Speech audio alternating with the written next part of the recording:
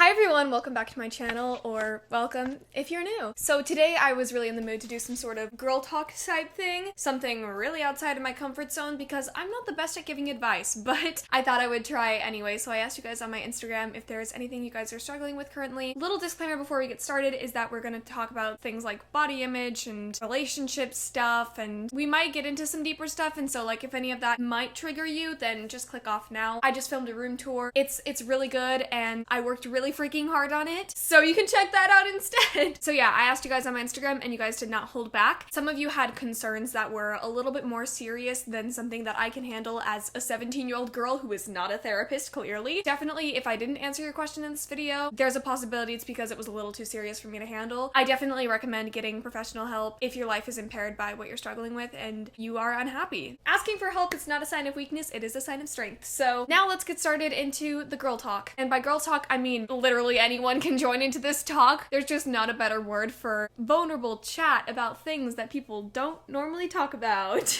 Alright, so let's get started. I'm struggling with talking to a boy I like because of fear and anxiety that something will go wrong. I'm the queen of fear and anxiety. I have generalized anxiety disorder. I've been diagnosed since I was literally 10 years old, so like I feel you. But what I've recently learned is that you are so much more likely to regret never going for it than to wish that you didn't go for it. You know what I mean? So even if this boy does end up rejecting you, you still will be grateful that you even went for it in the first place, at least in my opinion. So I definitely would say go for it, because the worst thing that can happen is rejection, and definitely prepare yourself for that, because that is definitely a possibility. The more that you go for things that make you nervous, the stronger you become. So I definitely would recommend talking to this boy, if nothing else than to get to know him better. I don't know if that advice was helpful at all. Also, my camera is crooked, but I don't want to freaking fix it.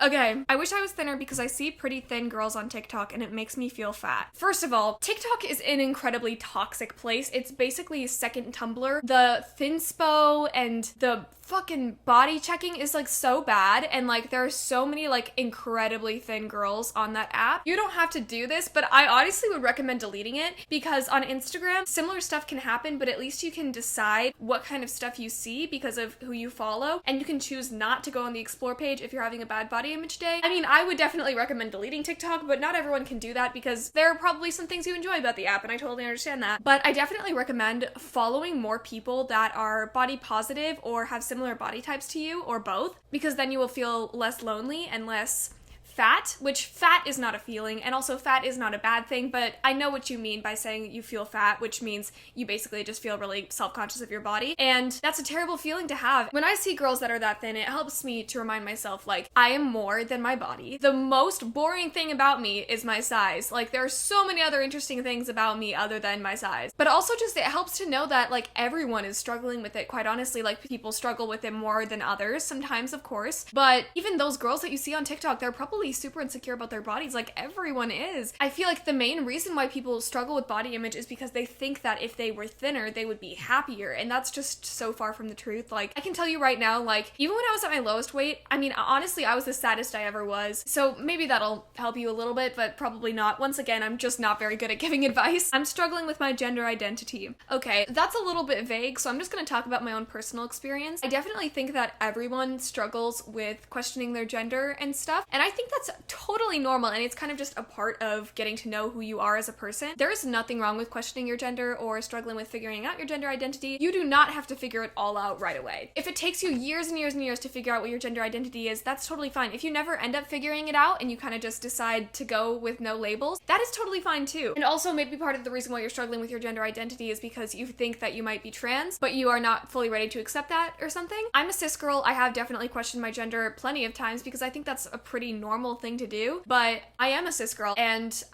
I don't think any other gender in the world out there fits me better than just being a woman does. So I'm just really not the person to speak on this topic, but I'm just here to say, like, I will accept you for whatever you are. If you question yourself and then you end up being cis anyways, or you question yourself and you end up being trans, like, I'm here for you. You can always rant to me. I'm struggling with getting over someone who broke up with me that I really care about. I know it feels really abrupt when suddenly you're broken up with someone that you were so close to and now you're like not a part of their life at all. Just know that, like, they're always gonna be there, you know what I mean? you can always become friends again at some point. And it also helps me to realize that like when someone breaks up with me or when like a relationship just falls apart, that it was just not meant to be. I don't know if you believe in fate or like whatever. I don't really know what I believe in, quite honestly, but I do know that if someone breaks up with you, then it's just because you likely weren't meant to be together. There are a lot of couples that like break up and get back together and break up and get back together, and then they love each other for the rest of their lives. But for the most part, if you guys break up, it's probably because something was wrong in the relationship, something was not going well, and that doesn't make it any less difficult to separate from them and to not be a part of their life anymore. Like, that's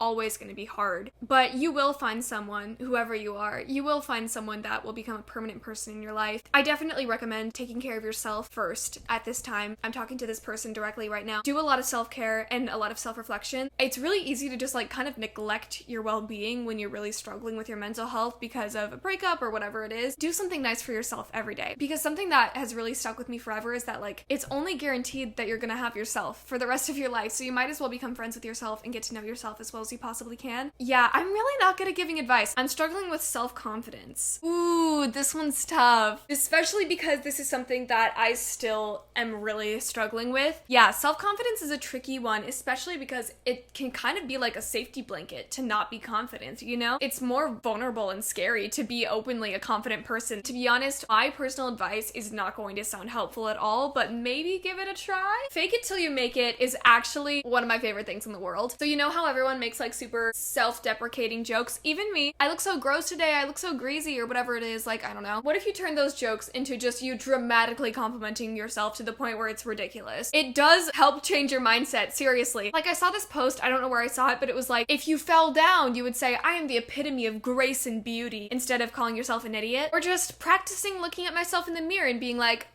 you look good today. It might be really cringy and painful at first, but after a while, like, it might become natural to you and you might start feeling more confident. I definitely want to say, like, the way to improve your self-confidence is not by looking for validation in other people. Like, I used to literally post on Instagram just to get compliments from other people. That would make me feel marginally better about myself for like 2 seconds, and then I would feel just as bad. And the only way that you can actually learn how to love yourself is by doing it completely on your own and not listening to anyone else's opinions about what you look like or who you are as a person. It's a much longer process than it would be to just look for validation in other people, but it's a lot more rewarding and it actually works. It's not something where you're gonna snap your fingers and suddenly become a confident person, and you shouldn't expect that out of yourself. Like, think of it as a journey. Think of it as a self-love journey. I'm struggling with finding reasons to be genuinely excited about life. Especially during these times, it feels like we're just kind of on a loop, and every day we wake up and go to sleep and every day is the exact same, and we don't know when we're ever gonna get out of this, and it doesn't feel like real life anymore. It feels like a creepy video game that's not fun to play anymore, and we kind of just want to leave the game.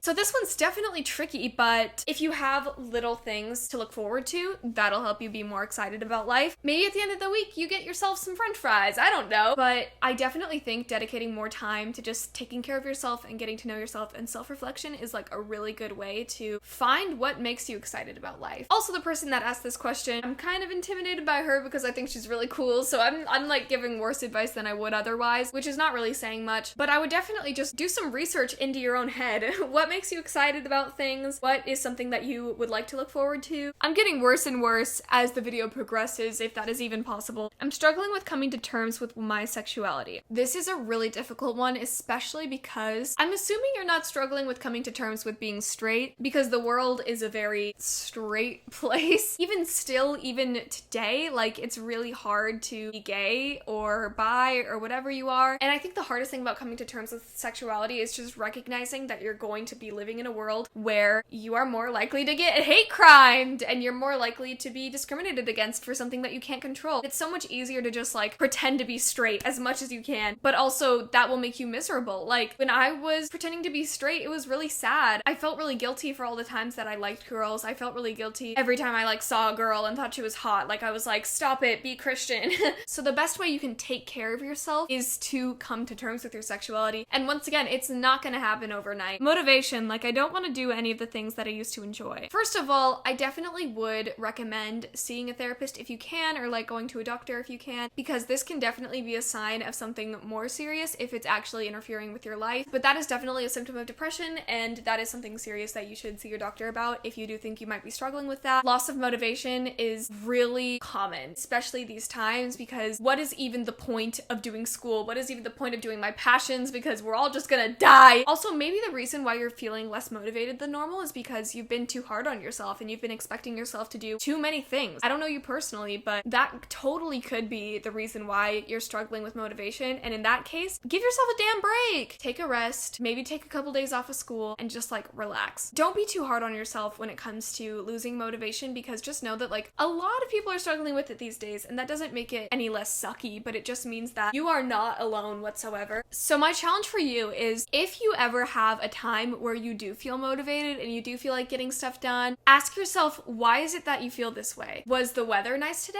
Or like, did you eat enough food today? Or like, what did you do that made today different from yesterday or the day before or whatever? Because I find that my motivation is greatly declined when it's a cloudy day outside. So if you get to know yourself a little bit better and get to know what is a trigger for your loss of motivation, essentially like what is the reason, that is going to be very helpful for you, because then at least you can know why you are not feeling motivated. And if it's just because of COVID in the world right now, oh my gosh, that is so valid, and just don't put pressure on yourself to instantly be back to normal. It's a really crappy feeling, and I would definitely say if it's interfering with your life and if you're really struggling, just get some help. Go to a doctor, go to a therapist, whatever you can. I know that not everyone has access to therapy or has access to doctors, and that's really shitty, but if you do, definitely take advantage of those things and get help if you can, because it really sucks. It really does suck. I feel like I'm not as mature as my friends body-wise / puberty-wise. Is that normal? 10,000% yes, it is normal. Also, let me just say that I fully relate. I was actually made fun of in school because I was underdeveloped, and it's totally normal. Everyone takes puberty at their own pace, and I know that especially these days, I feel like people are starting puberty so much younger than they used to. I don't know, it's probably because of science or something. My little sister is like miles ahead of me, and I'm 5 years older than her. And if you're feeling like left out because of it, then I'm really sorry. I'm totally here for you. Like, I also felt very left out. I experienced all those like puberty changes so much later than everyone else in my life. There's nothing wrong with you. Like, there's seriously nothing wrong with you unless you go to a doctor and they say something's wrong with you. Like, don't worry about it. Seriously. You will eventually hit puberty. You will eventually have all those changes. One plus side to hitting puberty late is that I'm 17 and I look 12, so that I'm telling myself that when I'm 40, I'll look 20. The maths, am I right? So tell yourself that next time you're feeling down about not hitting puberty yet. I'm struggling with my body image. I can be feeling super cute and then I see my body and it's the opposite. First of all, when you're feeling cute, that's the best feeling. You should do anything in your power to try to preserve that feeling as much as you possibly can. You know what I mean? So looking at yourself in the mirror and picking apart all your insecurities is not a good idea. Nobody stares at you as closely as you stare at yourself in the mirror. People don't see you and they pick apart every little thing that is wrong with you or whatever. And once again, your looks are the most boring thing about you. When you are feeling confident about yourself, that's probably because you look really good and you just have a bias, but no one else looks at you that closely. No one else judges you that harshly. I feel like everyone is their own harshest critic, and everyone needs to just recognize that we are all just super insecure. I really hope that everyone watching this can look in the mirror and tell themselves that they look beautiful, even if they don't believe it at first. I hope that they can do it every single day, 3 times a day, until they start to kind of believe it. Positive affirmations do really work, so I just hope everyone watching this will go on their little self-love journey if they haven't yet. You all are so valid, and I'm here for you. I think that's the end of this video. I love you guys so much, and I will see you all in the next one. Toodles! Ah!